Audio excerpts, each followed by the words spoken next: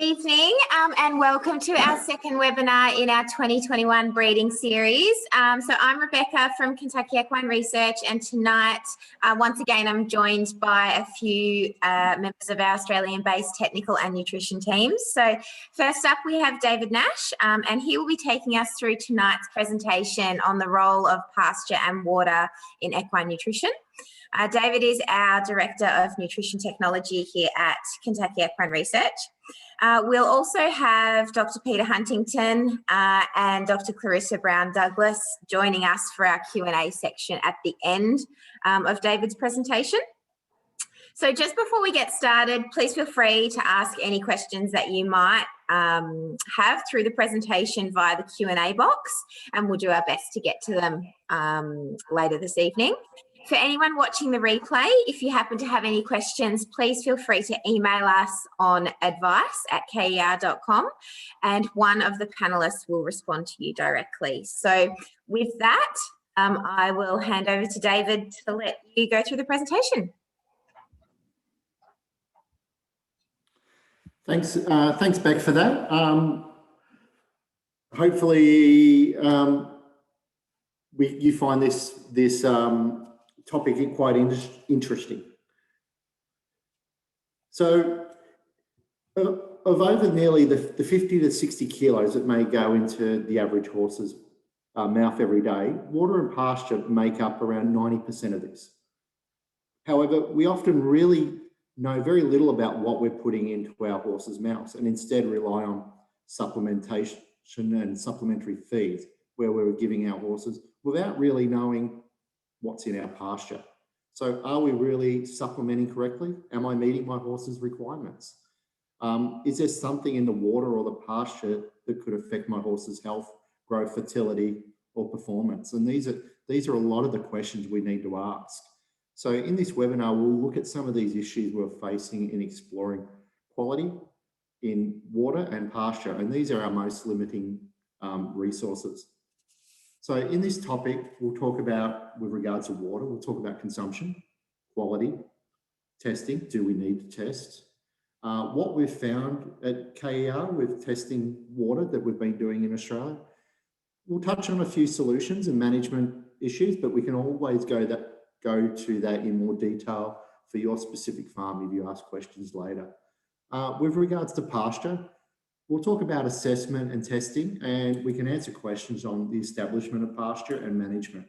If we actually do a fair bit on pasture, we'd be here all night and would miss the show jumping finals. So the role of water in equine nutrition. So as we know, water is the first limiting nutrient. Horses can survive up to 5 days without water. They can survive a lot longer without feed, and obviously, we never really ever want to go there, but again, this is the first limiting nutrient. Water intake is a driver of dry matter intake, so they work hand in hand.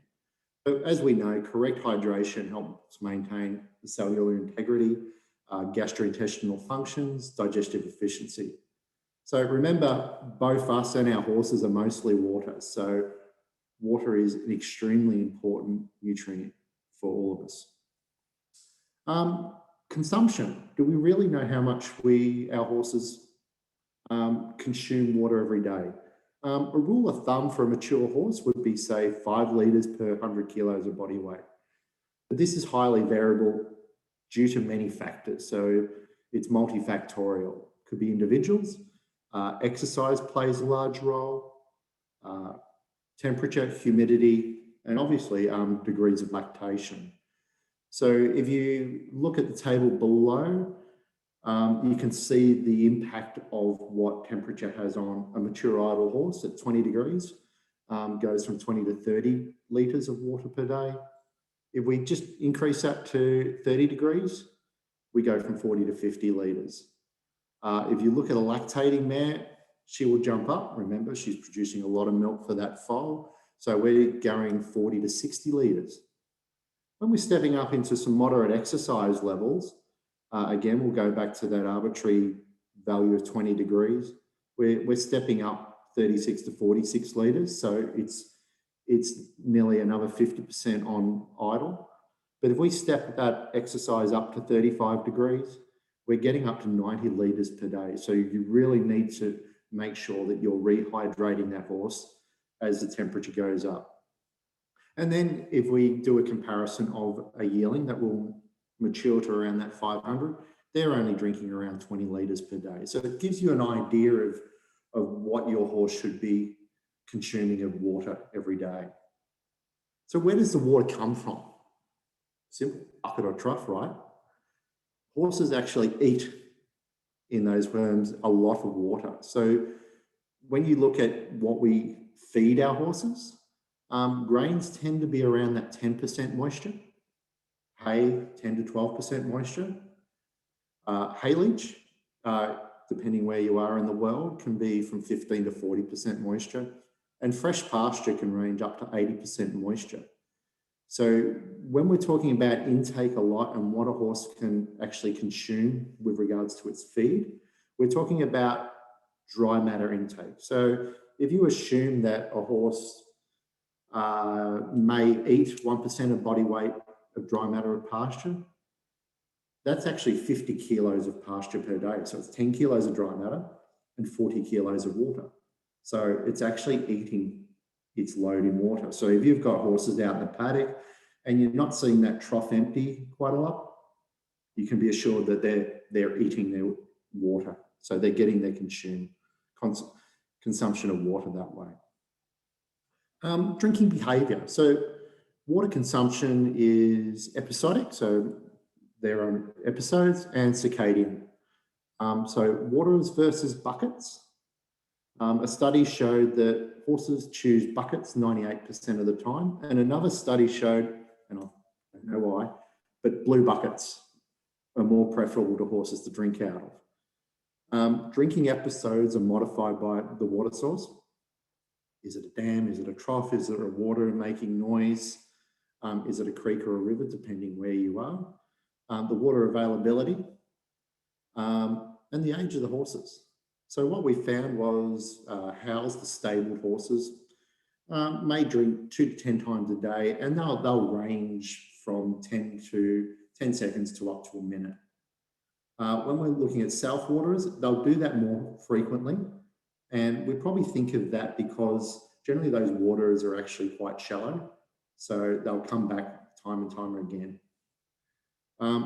Lactating mares will obviously, as they have a large burden of consumption of water, they'll do that up to 40 times a day, and these episodes will last between 20 and 40 seconds. And suckling foals will be very sporadic and quite short, so they might be 20 seconds at a time. So when it comes to water quality, we'll sort of break water quality into 2 segments: the physical side, the physical measurements, and the chemical aspects. Obviously, this can affect intake, but also health in certain circumstances. So this is why if the horse or a lactating mare's drinking up to 60 litres of water a day, we really want to know what's in it and what health effects could be occurring from it. So with regards to physical, we'll look at turbidity, total dissolved solids, odour, colour, temperature. When we look at the chemical or biological, we'll look at hardness or cation exchange. We'll look at the pH, minerals, but also the microscopics. We'll look at protozoa, we'll look at algae, and we'll look at bacteria as well. So turbidity. So this is an optical determination of water clarity. So turbid water will appear cloudy, murky, or otherwise coloured, affecting the physical look of the water. So suspended solids, dissolved coloured materials reduce water clarity by creating an opaque, hazy, or muddy appearance. You'll see that a lot with the picture below on the far right. This could be leaves, it could be dirt, it could be silt, it could be a lot that affects the turbidity. And for Dr. Huntington, we've got tannins as well, affect the turbidity as well. Turbidity measurements are often used as an indicator of water quality based on clarity and estimation of total suspended solids in the water, as you can see. It also comes from suspended sediments such as silt or clay, inorganic materials, and organic matter such as algae, plankton, and decaying material. And this is where this turbidity is a really good estimation of water quality, because we can look at the amount of nutrients that could be in there from plankton and decaying material that could harbour bacteria and other coliforms forming.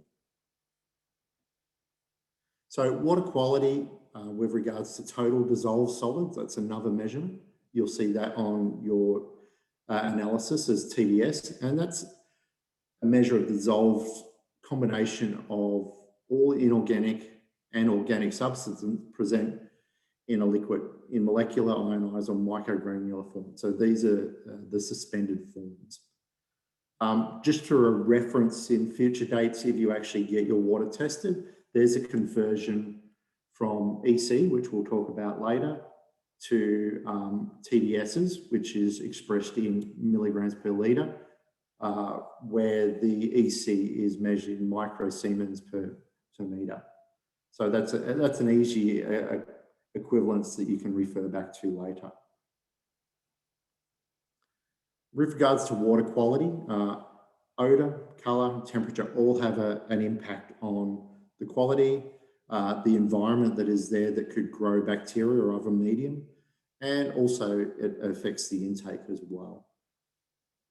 Odours from organic materials, minerals such as iron or sulphur can affect the palatability.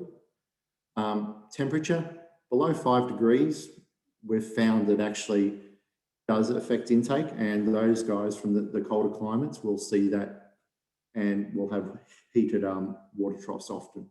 And above 40 degrees can also reduce intake. Ambient temperatures of water seem to be the sweet spot around 20 degrees. So in other research, we've found that water intake rose nearly 80% when going from 20 degrees at 40% humidity with the temperature, up to 35 degrees and 80% humidity. That water intake actually grew 80%. Colour seems to be more of an issue to humans than horses and also other livestock. So you'll see horses readily intake water that could be muddy from dams, rivers, etc. But when it does get quite algal infested and you see some of those troughs, intake will be, and palatability will be reduced. Electrical conductivity, or you'll see EC. So that's the water's ability to conduct electric current. So these are salts or other chemicals that dissolve in water, and they can break down into positively and negatively charged ions. So these free ions in water conduct electricity. So the water electrical conductivity depends on the concentration of these ions. So sometimes this could be referred to as hardness or even salinity in some cases. As I said before, when we can refer back to that other chart, EC readings are in microsiemens per centimetre. So you can compare that back to milligrams per litre. Just looking at the levels, if you get your readings, when we get up to around 6,000 microsiemens, it's generally going to have no adverse effects on the animals. When we get from 6,000 to 9,000, you'll see that that hardness or that salinity, horses may be reluctant to drink, they may have some minor diarrhea, but they should adapt without loss of production. Once we get above that, we can get loss of production, general health and condition may be affected. So it's a really important factor to look at when you are getting your water tested. With regards to hardness, we all talk about that hardness, and a lot of us grew up on farms where we had a bore and hard water, we always knew that we couldn't actually lather our soap. That was one of the effects of having hard water. So hard water is, the water contains high levels of, more specifically, dissolved calcium and magnesium salts, and both is described as being hard. Other cations, such as iron, manganese, aluminium, zinc, also contribute to the hardness, but it's generally calcium carbonate or limestone, or magnesium in the water that does affect that. Hard water can affect soil, stock, domestic water use, but also the pipes and equipment is extremely important as well, because you don't want to be replacing pipes and fittings and pumps all the time. So we'll talk a little bit later of how we can fix and remedy these solutions. High mineralized water can also provide nutrients for algae and bacteria to grow, and that's an issue that we want to look at. When we're looking at the levels of hardness, we consider soft water under 50, relatively soft 50 to 75. As we go up, 150 to 300 looks at hard water, and very hard water is greater than 300. So you'll actually see people talk about water softeners. This is where we can actually soften the water from a very hard and treat it and get it down to quite a palatable water supply. Total suspended solids. Standard when we're looking at it is less than 5 milligrams per litre. These are particles that are no larger than 2 microns in size, and they're found in the water column. Anything smaller than that, which the average filter would remove, is considered a dissolved solid that we spoke about. Most of these suspended solids are made up of inorganic materials through bacteria, algae, that also can contribute to the total solids concentration. pH, which we all know a little bit about. Water for domestic and stock use should be around that 6.5 to 8.5 of pH range. If the pH is highly acidic, so it's less than 5.5, we're probably actually increasing the risk and chances of acidosis, and then reduced feed intake may occur, and other issues. Highly alkaline water, so very basic water over 9, may cause digestive upsets, diarrhea, lower feed conversion efficiency, and lower feed intake, as well as lower water intake.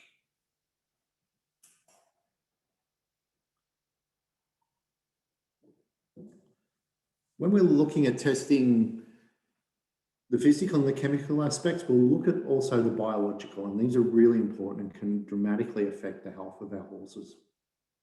So we look at protozoas. So these are single-cell organisms. Common ones that we see in water are Cryptosporidium and Giardia.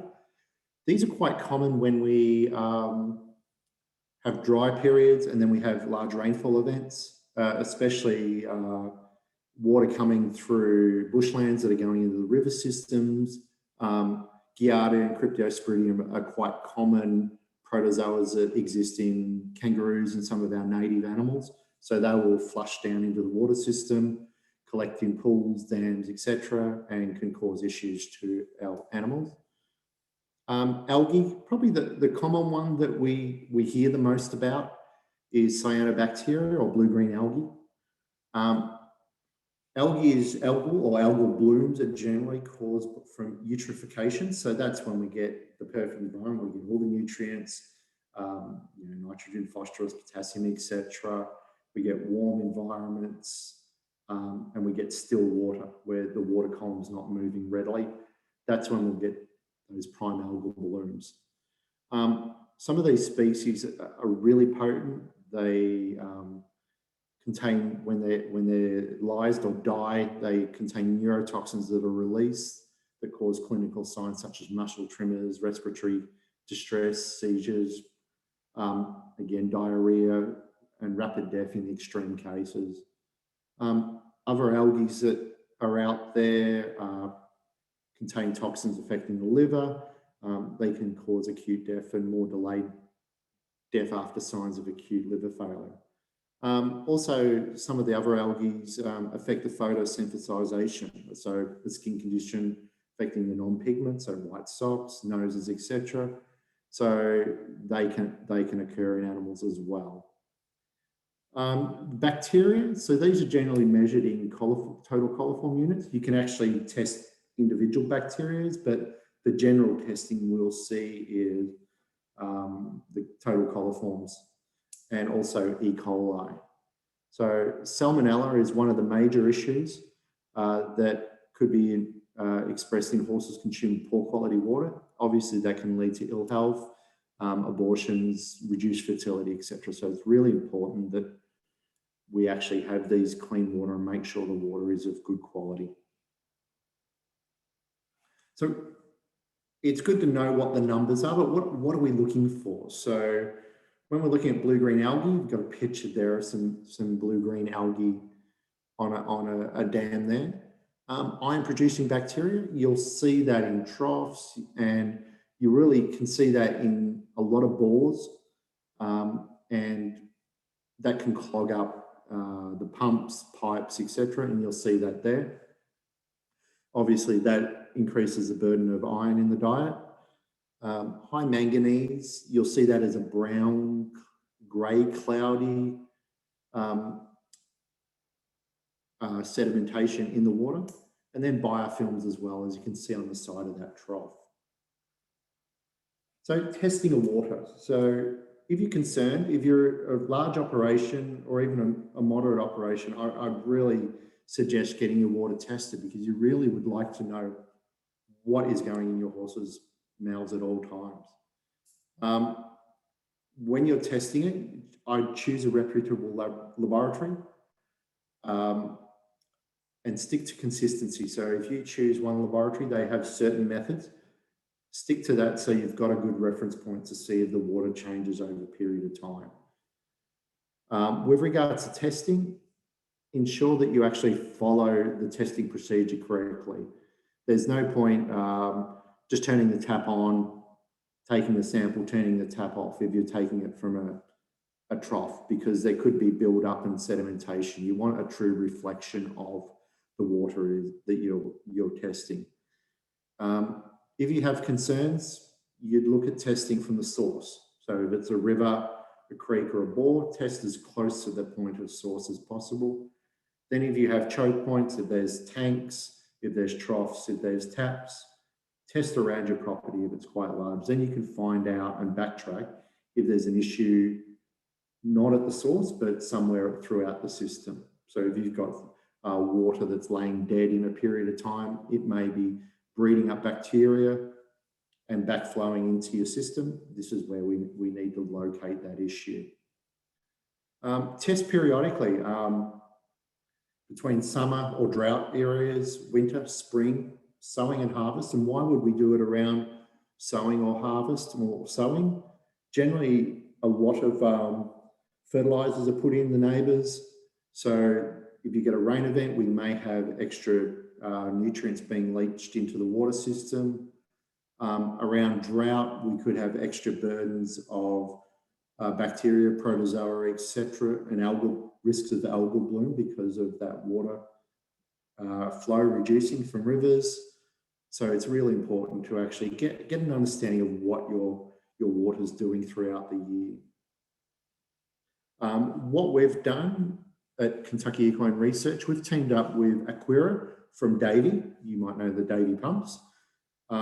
They've been working with us to develop water quality testing, but also a program where we can actually take that data and actually relate it back to the health of the horses. So you can see the scale up there on the overall water quality. This sort of makes it quite easy to understand. So it's been a really good partnership, and we've done quite a bit of work with them. With regards to quality management, we need to look at control measures that can be simple to highly technical, depending upon the size and the issue of the operation. Nothing stops, and nothing is better than regular cleaning and maintenance of the water system. And that's not just the troughs, it's the pipes, it's the pumps, it's the flow of the river as well. We can look at filtration. So filtration actually reduces organic matter. So that could be as simple as, instead of taking the water out of the river directly, you may actually dig a small sand spear, so it's like a small bore, and the water will actually filter through the sand of the riverbed into your bore, and that's quite actually good filtration system. Ozone treatments. This disinfects the water, so it's really good for killing bacteria, viruses, protozoa, but also can take out minerals and odours as well if you have a palatability issue. Again, with UV or ultraviolet, what this does, it actually disrupts the bacteria's ability to replicate, so it actually doesn't create a bloom of bacteria in the water source, so that's quite good. Softeners, as we spoke about, increase the palatability, remove some minerals via ion exchange, such as calcium, iron, and manganese, if you're in areas which this is an issue. And even chlorine, like our pools, a low level of chlorine can be used as a water disinfectant as well. So setting up your system, so factors to consider. The water source, does it come from rain? Is it tanks? River, is it runoff through dam or is it a bore? Consistency of water, does it flow all the time if it's a river? Water catchment, do we only get a certain amount of rain per year if you're in north? If you live where I am, it rains every day of the year, so we don't have an issue with consistency of water. Know your requirements. So if you're setting up a farm from scratch and your requirement is 200,000 litres of water a year and you put a 10,000 litre tank, if rainwater capture is your only source, you're going to get yourself into trouble. So really look at what your domestic stock supply is and see how you can drought-proof your property. Drinking sources, troughs, are they self-waterers or are they self-fill, which means you actually go and fill them up. Smaller operations may like to self-fill them themselves, and an advantage of that is that you can actually see or monitor what the horses are drinking, but also monitoring quite easily the build-up of algae or biofilms on the side of the troughs. If we're doing self-watering, I think some of the management strategies there would be a constant maintenance of cleaning those troughs. Look at the drinking source, if it's a dam or a creek, what the access is there. If you have wild animals in the area, make sure nothing's dead that's dropped in there. So monitor those sort of water sources as well. And again, the same as troughs with stable waterers or buckets. Make sure they're working with the stable waterers. There's nothing worse than the horses being without water for a period of time and you're not aware of it. Or buckets as well, which is back again to that self-fill. So you're actually monitoring how much the horses are drinking. Setting up that water system, look at your infrastructure. What pump do you need? If you're on a hill, how high? So I think it's the head level, how high the pumps can actually pump up. So you're on a hilly property, you need a pump that actually can pump the water all the way up to the top troughs or the top water point. Tanks, look at the stability of them. If they're old, again, with the poly tanks, they're a really good containment of water. They don't have huge buildups of biofilms and bacteria on the walls. Make sure you're getting the right size. Pipes, again, plastics, polys are really good, that they don't get the buildups of bacteria over the period of times compared to the old iron or metal pipes, and don't corrode and don't get that buildup as much as the poly pipes. Again, with troughs, look at the size that you need and the ease of access for the animals. If we're going for treatments, if we know we have poor quality water and we've got it, look at the treatment infrastructure. What do we need? Is the flow rate is the water able to be treated sufficiently to cope with your water demands? So that's some of the information that you can discuss if we go out on farm or with our partners such as Davey or whoever you choose to go through. So water quality research, it's not really a great deal's known on water quality on horse studs and properties, especially in Australia or the Southern Hemisphere.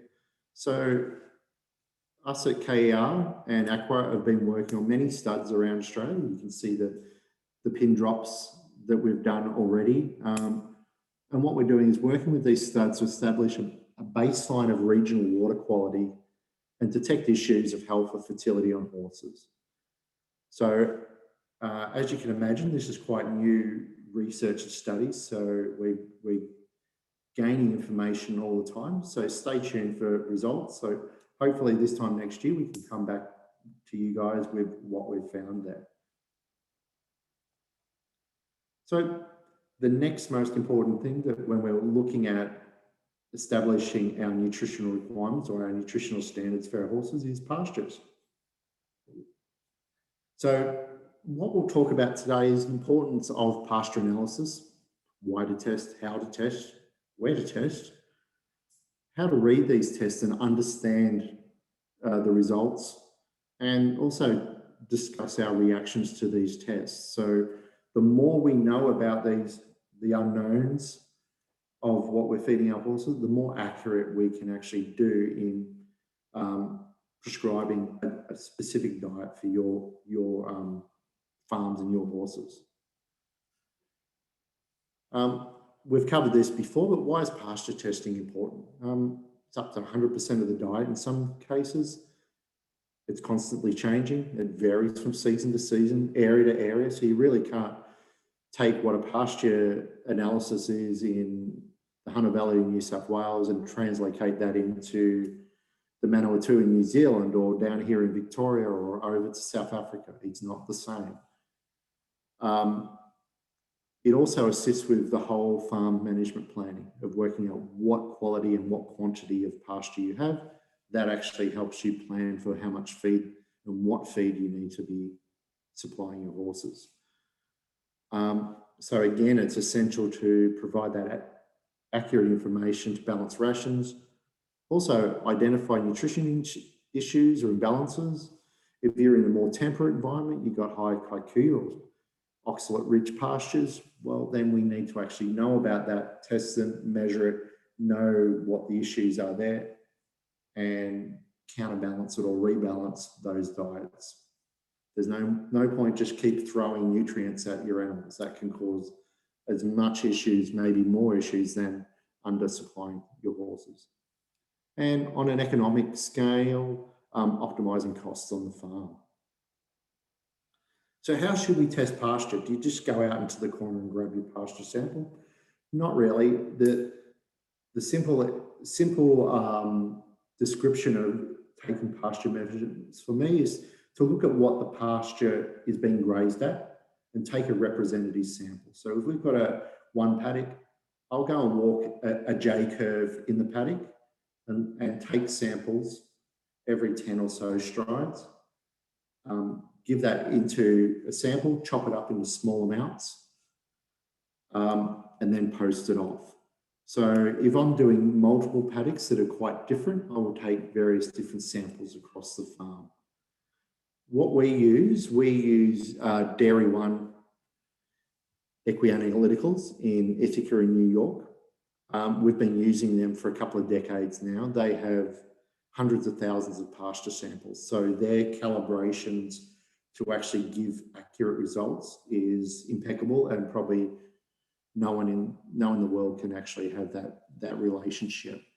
And that's why we choose one specific lab that we know does well, then we can relate to every sample. So consistency is key to accurate results. And calibrations between labs and analysis may vary. So if you've got wet chemistry versus an NIR, they may be quite different.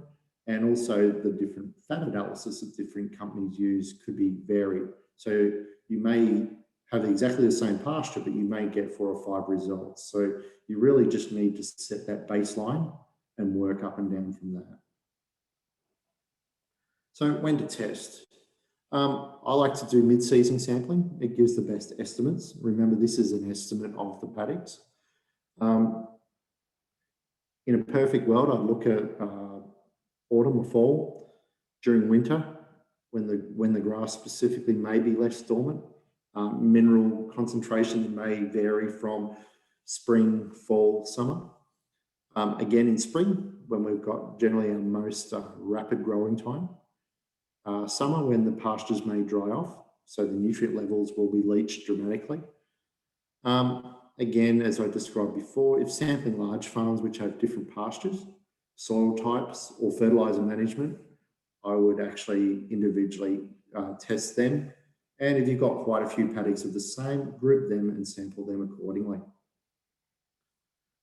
So when we're getting the results back, I want to talk about dry matter and intake. So when we get the sample, you know, we look at the moisture. So the moisture is a percentage of water in the sample. So a very lush spring pasture, maybe 80% moisture. A very dry pasture in the middle of summer, maybe only 10% moisture. So we're really looking at the dry matter value that is important for us to look at. You may see the results come back as dry matter. Again, that's everything in the sample other than water. So that includes our protein, fibers, fats, minerals, etc. The easy way to do that if you want to work it out is just subtract the moisture from 100. As sample basis is actually what you're seeing there. But for us, I really go to the dry matter basis always, because horses actually, you look at the amount that they can intake, we do that on a dry matter intake basis. So looking at a few samples, and this is an explanation of why we actually look at dry matter versus as sampled. We've got a hay and a pasture there. So as sampled, our hay is 0.8 megacalories per pound. It's 8% protein, 0.45 calcium, 0.2 phosphorus. Yeah. When we look at our pasture and we see the dry matter, which is actually only 20%, but the energy is only 0.23 compared to 0.79. Our protein is only 4.2. So if we look at that, we might think, oh, it's actually quite horrible.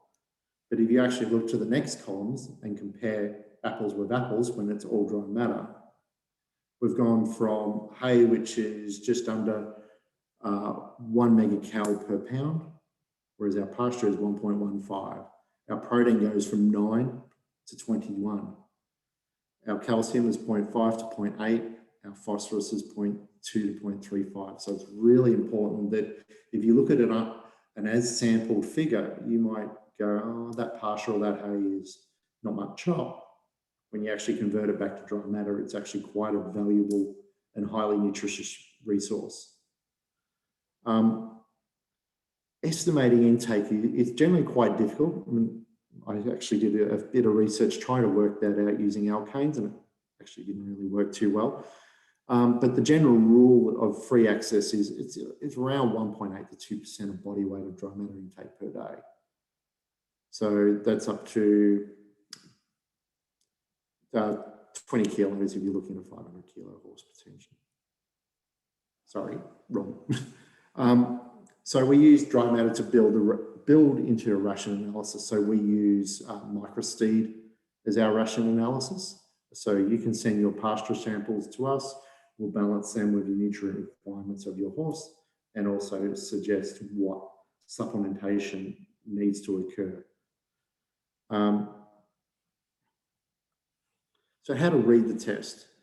You'll see crude protein. Basically, this is just a base of nitrogen and multiply that by 6 1/4. Crude fat. So this is when we were talking before about which assay they use. Do they use an NIR calibration, which is basically sending a beam of light through the pasture sample and how it bounces back? We can use some calibration to work out how much fat is in there.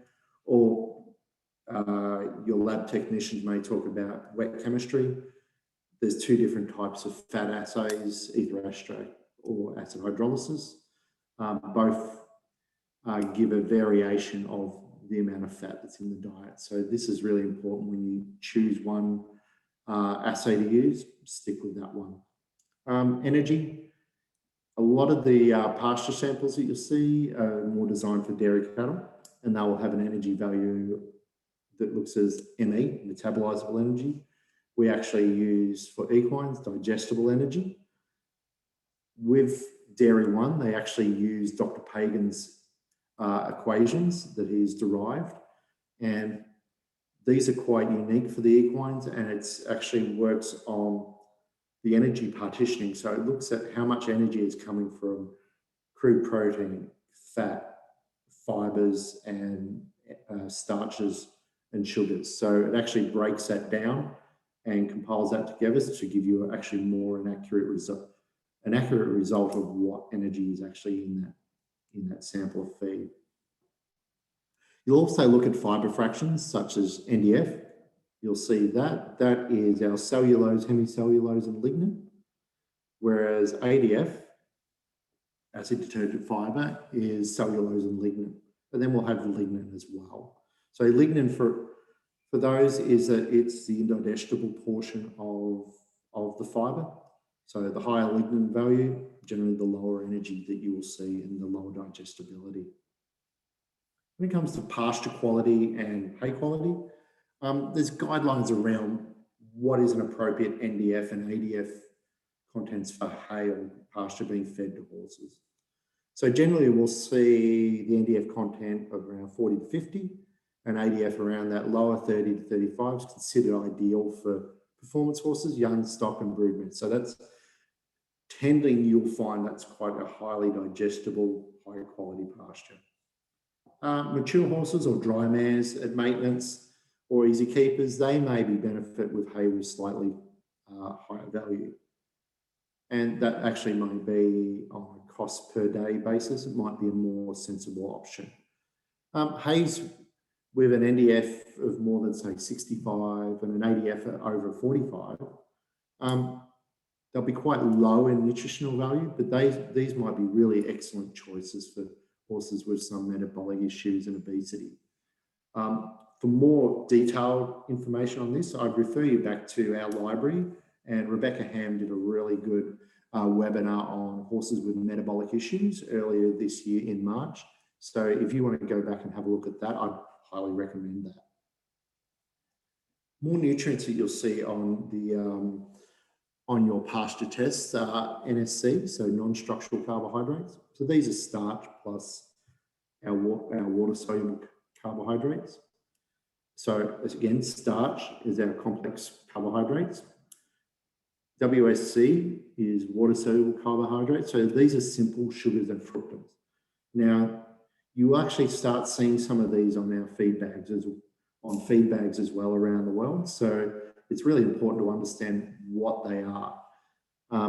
ESC, you may see as well, is ethanol-soluble carbohydrates. So these are a subset of the WSCs, and basically these are the simple sugars. So fructans gain a lot of notoriety. So a simple way of actually establishing what the level of fructans is in your pasture is simply subtracting the ethanol-soluble carbohydrates from the WSCs, and you'll get an estimation of fructan levels in your pasture. When we're looking at minerals in pasture, because we actually want to know how much minerals are in the water, how much minerals are in the pasture or the hay, and then we can balance that off with supplementary feeding. Some of these tests, when we send off the NIR pasture samples, will give you mineral levels via NIR. These are really only a guide. They're not very accurate, so I really wouldn't pay too much attention to them. I'd actually select the wet chemistry analysis, and that will give you a more accurate perspective of what's going on with regards to minerals. When we're looking at our pastures and our waters, we really want to look at some of the mineral ratios as well. So we're looking at, again, our calcium phosphorus ratio, CalMag, copper, zinc, the manganese, and also selenium. In many parts of the world, we find this is a deficient mineral, so we need to look at further supplementation. How to interpret and implement the tests. Again, we look at intake. We pair this with supplementation, evaluate the diet, so we'll use it through our microseed system. Then we'll examine that total intake and look at, is it balanced? Then we'll make our recommendations. So this is where there's a potential to consult with a nutritionist to alter the diet or the product or the type of product. And that's mostly what we'll see is during spring, we often recommend people step back down to a ration balancer because you're getting all the protein and energy from the pasture. You don't need to do the excess supplementary feeding. And conversely, when we go to a dry summer lot, we'll actually have to supply more of the energy and protein portion of the diet via a supplementary feed. So we may go with more of a full feed to actually balance out that diet because the pasture is no longer providing enough protein and energy, etc., into the diet. So just a surmise of what we've briefly discussed tonight is know what to look for, be aware of risk areas and points, select your laboratories, stick with them, and if you want advice, we're here to talk to you about what are reputable laboratories around the world. Keep consistent with your testing. Develop a database, a history, a library of your farm, and that goes hand in hand with your farm management. Utilize these results in decision making on the farm. So just don't test them because it's a nice feel-good story. Actually use them as a tool. Seek advice on water pasture decisions. So your extension officers, your agricultural departments, your nutritionists such as Kentucky Equine Research can really help you on seeking advice on pasture decisions and water testing. And these are key tools in being that knowledge leader and enabling your farm to operate at that next level. So you're providing the next level of management for your operations. So I thank you for that and open up to some questions with all my colleagues. Thanks, David. Okay, we've had a couple of questions come through, not many tonight. So if anybody does have anything, please feel free to put them in the Q&A box. Pete, I might ask you the first one, if that's okay. There's a question from Amanda asking, if you get high iron levels in water or pasture, what does this mean and is it a problem? Okay, iron. If you're getting high iron levels in pasture, it may mean that you've got high iron in the soil and you've particularly got soil contamination of the pasture. So I'd be sort of looking out for that. If you're taking pasture samples, try and make sure there's no soil there. High iron in the water may be something that you're concerned about because you've then got the propensity for sort of more bacterial contamination. So looking at getting the iron out is a good thing, as David mentioned, and there are various techniques for that. Obviously, if you've got a lot of real iron in those sources, then that can contribute to excess iron in the diet of the horse, and there are sort of varying views about the significance of that. Certainly something that you want to consider in the overall calculations about iron intake and the need for iron in any feeds or supplements. Cool. Excellent. Okay, so David, there's a question here from James, which I'll get you to answer. So what about the use of copper pipe in troughs to control algae? So is it a good idea? What about adding, trough rocks and copper sulfate? How much should you add, etc.? Yeah, it's the first time I've heard about the copper pipes in the troughs, but I think that's a novel idea because the amount of copper that you actually need to clear up algae in, say, a 200-litre trough is only a couple of grams of copper sulfate. Many times I've seen it, and we've been out on farms and we've seen the copper sulfate block that's a couple hundred grams thrown in a 200-litre trough. Way too much. And we actually see a blue film on the water line building up. So you actually really only need a couple of grams at a time. So with those copper block products, I actually read the actual instructions, and generally you'll find that copper block is for a tank, not a trough. So really read the instructions. You only need a small amount. And remember, the horse's copper requirement is generally 100 to 200 milligrams a day. So if you're adding a hell of a lot of copper sulfate into that water, you're increasing the amount of copper that could be intaked by the horse. Yep, perfect. And probably all of you guys, there's a question that's come in from Peter, who's setting up a new property in the Yarra Valley in Victoria, and just inquiring about what sort of grass seed he should consider planting. Ryegrass, blends, what sort of best if you get the opportunity to start from scratch? Dave's the grass expert. Yeah. How long is a piece of string? It really depends on what type of horses he wants and what production rate. There are some really good ryegrasses out there. Remember to go to endophyte free if you're a breeding operation. Some of the fescues and new species are good. Coming from more of a dryland, lower rainfall environment, which the Yarra Valley is not, but some of the cocksfoots are quite good for horses because they have a nice deep spread out root system, so they actually tolerate horses pugging them as well.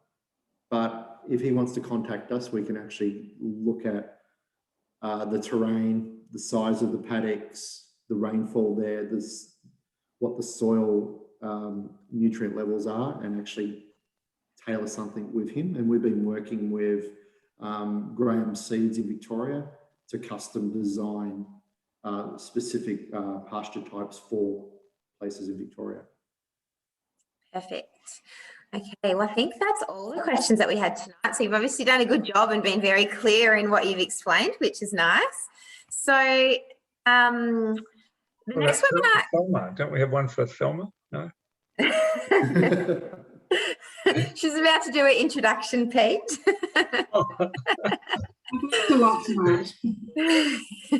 So the next webinar in the series is going to be looking at a global perspective on preventing skeletal disease in horses. And this will be on the 1st of September, which is another Wednesday. So if you'd like to register for this one, I'll put the registration link in the chat box now, but I'll hand over to Clarissa to sort of introduce what she's going to go through on the night. Thanks, Beck. So yeah, on the 1st of September, in a few weeks' time, I'll be presenting the 3rd of our breeding webinars, which is specifically looking at the young growing horse and bone development. So last year I presented on nutrition for sound skeletal growth and growing young breeding horses. And this is really because bone is such a big topic for anyone that's breeding horses and trying to grow sound athletes. And this is not just thoroughbred breeders, but sport horse breeders as well. No horse is immune to skeletal disease. So I'll be discussing nutrition tactics to ensure that horses are growing for optimal growth and sound bone growth. I'll also be discussing some very recent work that KER has been doing, looking at bone development, bone disease and nutrition in young horses and how this goes on to affect its performance. And this is quite nitty-gritty, really amazing research looking at individual joints, what's affected, how this might go on to influence or not so influence performance later on in life. So really quite interesting data there. One of the unique aspects about the growth research that KER does is that because of our global network of partners, we have access to growth records from tens of thousands of horses growing in all different environments around the globe. So we're able to use this data to really nut out exactly how to grow a horse to make it a sound athlete. So I'll be presenting some really interesting data looking at some of our work we've done with our partners overseas. So if you've got any questions about young growing horses, how to feed them, how to feed to ensure that the bone is growing to the best of its ability, please email advice@ker.com and I'll endeavour to put it in the talk. But otherwise, we'll see you on the 1st of September. Thanks. Thanks, Clarissa. Okay, so thank you everyone for attending this evening. And yeah, as Clarissa said, please feel free to get in contact with us, any of us in the team, by emailing advice@ker.com. And if you've got any questions, and one of us will get back to you.